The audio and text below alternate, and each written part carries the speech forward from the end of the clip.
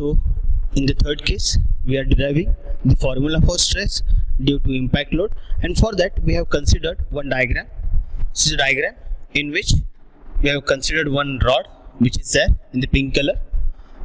The rod is fixed at the top and free at the bottom.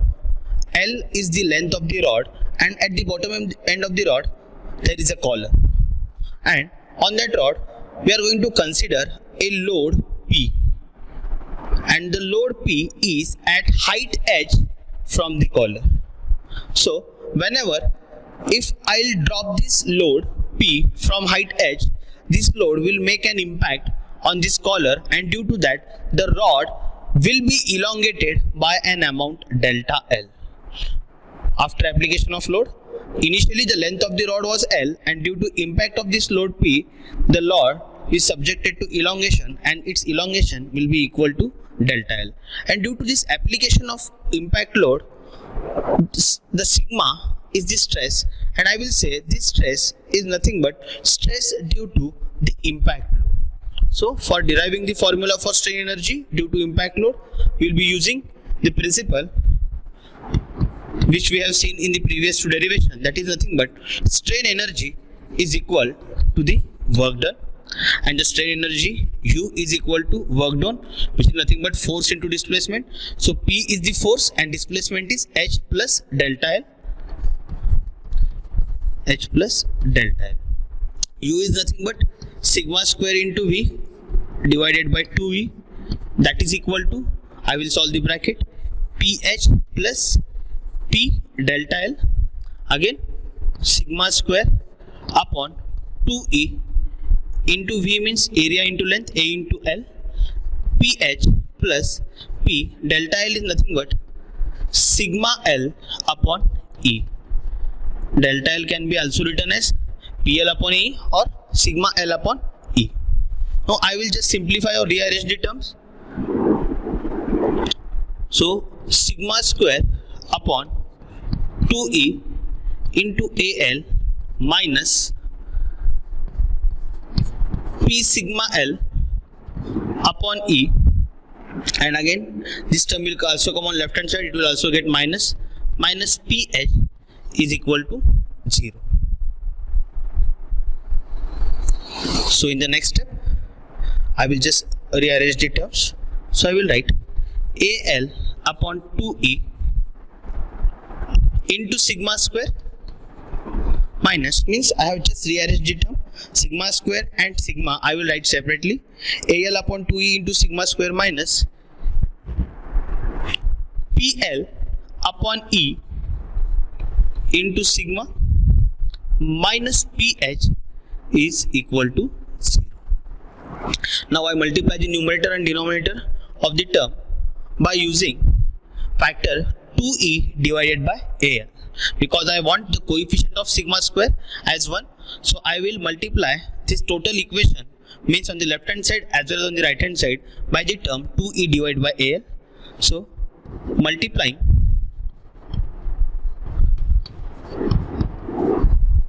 on both sides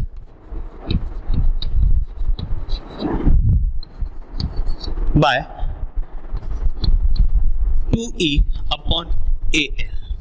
So because of this, the equation will be AL upon 2E into sigma square, multiplying factor I am writing in bracket 2E upon AL minus PL upon E into sigma into bracket the multiplying factor which is 2E upon AL,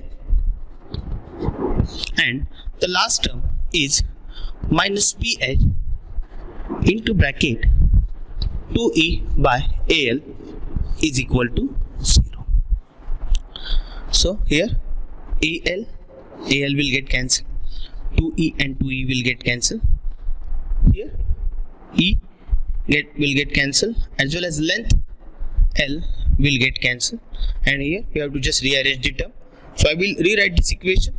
So here the remaining parameter will be sigma square minus 2P divided by A into sigma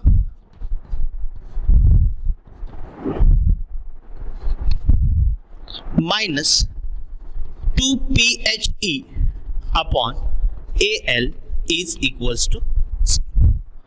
I have rearranged the term. Now I will say this equation is of a form of a quadratic equation which is in the form of ax square plus bx plus c. This equation is in the form of ax square plus bx plus c is equal to 0. So I will say ax square plus bx plus c is equal to 0. And we are knowing the roots of this equation are given by using the formula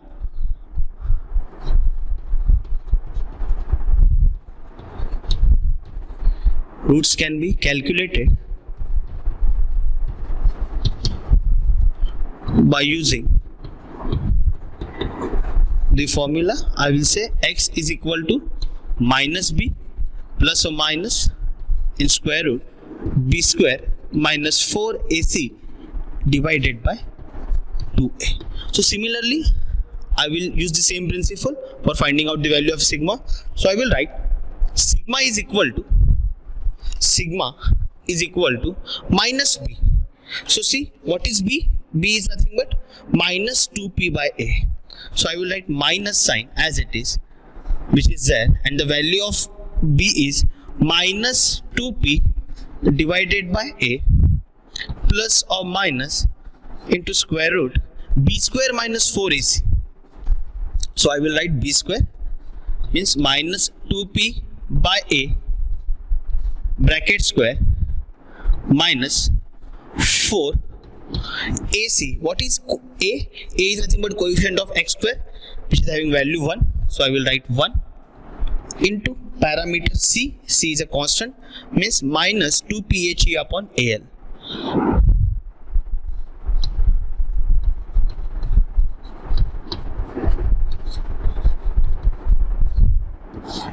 Divided by 2a. A is equals to 1. So see what will happen now. Sigma is equal to minus minus, it will become plus 2p by a plus or minus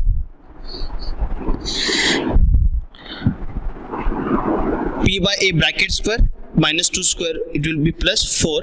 So I will write 4 outside the bracket, p by a square minus minus and minus, it will become plus. So I will write plus 4 into 2phe upon al, and total term divided by 2.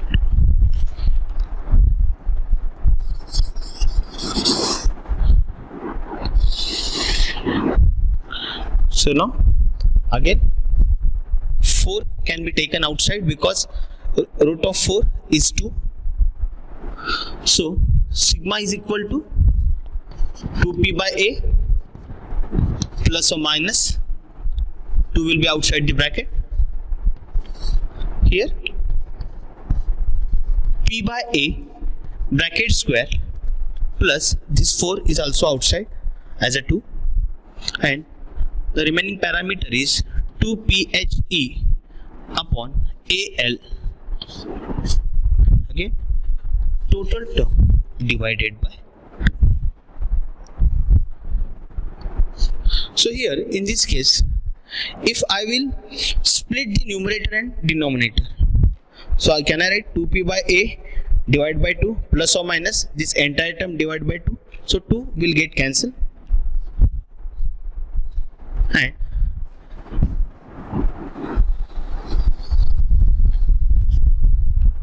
the equation will be sigma is equal to p by a plus or minus into square root p by a bracket square plus 2phe upon al. So again we can take p by a common, So sigma is equal to P by A plus or minus, here from this equation I will take P by A common. So already it is a square. When I will take common, it will become as it is, means it will become P by A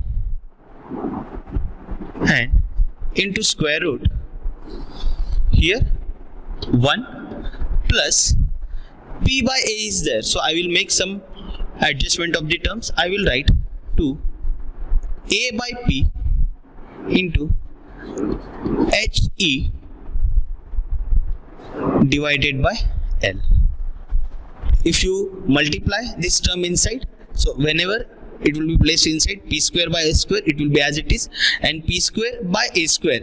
See here, if I will write P square by A square, P and this square will get cancelled, A and A will get cancelled, and the meaning of the term will remain same. So for that purpose only, we have made an adjustment that A by P I have written into the square root.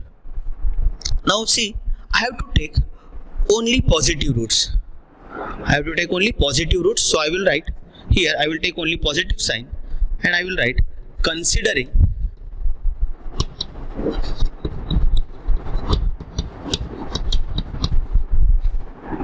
positive roots of this equation. So equation will be P by A plus P by A, and this factor which is there in the bracket, I will write it as it is, to HAE upon PN. So again, from this total equation I can take P by A as a common outside this bracket.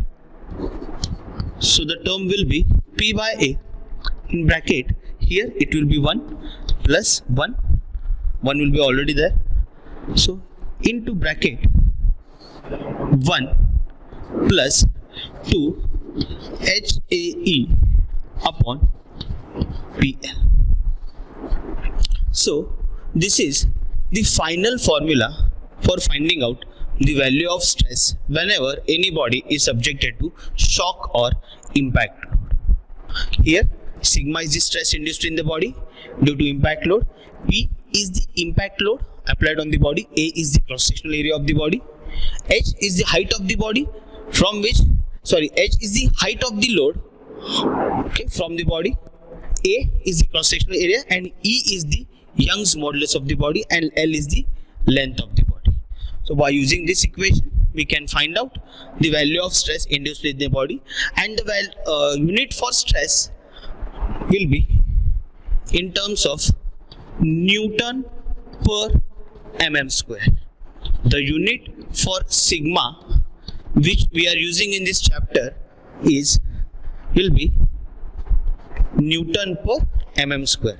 Let it be the case of gradually applied load, suddenly applied load, or impact load. The value of stress will be different depending upon the type of load, and the unit will be same, that is nothing but Newton per mm square.